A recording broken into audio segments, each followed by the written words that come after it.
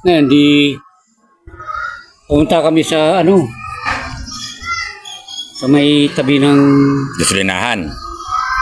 di sa simbahan doon sa malaking simbahan dyan. Tapos doon, anong ginawa sa simbahan? Sa Oliver. Doon sa gasolinahan doon. Doon ako nag-apply. Ng trabaho. O, tinakayosap ako doon. Marunong bang, sabi niya, marunong bang magkarga ng gasolina? Kapatid mo, sabi sa kanya. Nag-apply ka sa simbahan, tapos, Hindi simbahan sa gasolinahan.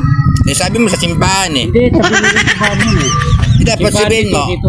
yan ganyan. Nag-apply ka sa simbahan, sabi mo Hindi tapos, ako nag-apply sa simbahan. ayusin mo kasi. Sa gasolinahan ako nag-apply, hindi sa simbahan. Ayos ka. Hindi naman ako pari Ngayon, so nag-apply ka sa simbahan, tinanggap ka ng gasolinahan, ganon. Sige, continue. Hindi, continue mo na. Hindi pa ako tinanggap noon. Sa simbahan? Kailangan, sabi yung boss sa gasolinahan, Tingnan mo kanina, simbahan ngayon sa gasolinahan. hindi sa simbahan nga. Sabi nga sa simbahan ka ako eh. Ayan.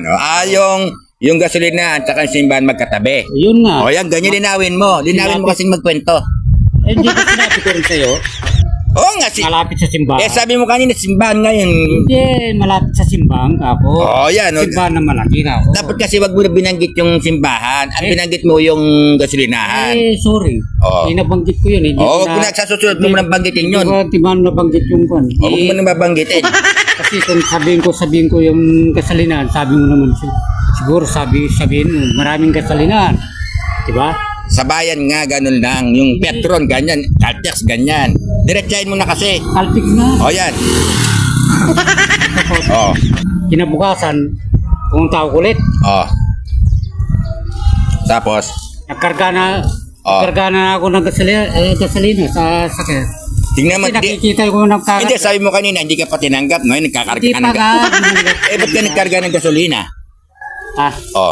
Hindi ka pa matinanggap. Ngayon, magkakarga ka ng gasolina. Marunong na ako. Nakikita ko lang yung nangangarga yung ginagawa niya, alam ko na. Sige, Kasi marunong ako eh. Sige, sige. Marunong ka. Ngayon, Ngayon, nakita ko yung boss na apply ng trabaho. pinag-applyan ko. Yan. Marunong ka na pala. Sige. Tuloy-tuloy na. Ayos. Ngayon, ang tanong, tinanggap ka niya. Hindi na pinauwi. Sige, diyan ka na. Sabi, Doon ka na matutulog sa gasolinahan. Doon ka na... doon ako natutulog sa likod ng yung sa may kuwan naman doon. Sige, ngayon, nung ano ka doon. Tapos nung kuwan doon, ay may plat na sasakyan. Bisikleta, ganyan. Hindi, kotse. Katse, sige. Sabi ko, gagawin ko yan. Sabi ko sa boss, marunong ka ba? Hindi, nag-vulcanize ako. Yan, Yun. Doon ka na, no? Binulcanize ko yun. Pinatsi ko dahil may guma lang yung ginamit ko sa tapos meron pang... tublis eh. Tapos meron dumating na kalesa, na platan din, ganyan, no? Hindi, walang kalisa. Wala. Tapos nung kuwan, mga ilang araw, bumili siya ng pagkuhan ng vulcanize. Yun, Ano yun? tuloy-tuloy na yun. Gagrasa pa ako ng mga sasakyan, kitchen soil.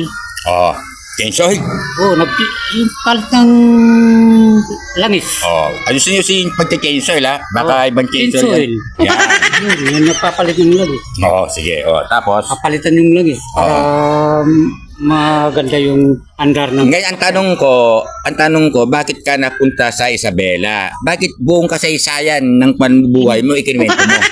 Nung tapos na nun, umuwi ako sa ngayon. Yan ganyan, ang dami mo kasing kinukwento. Ayusin Hindi mo pa nga tapos yung trabaho ko eh. Andun na nga tayo, nag-apply ka na sa trabaho sa gasolinahan. Ngayon, ang tanong ko, bakit ka napunta ng Isabela? Ang dami mong pasakali. Idiretsuhin mo na.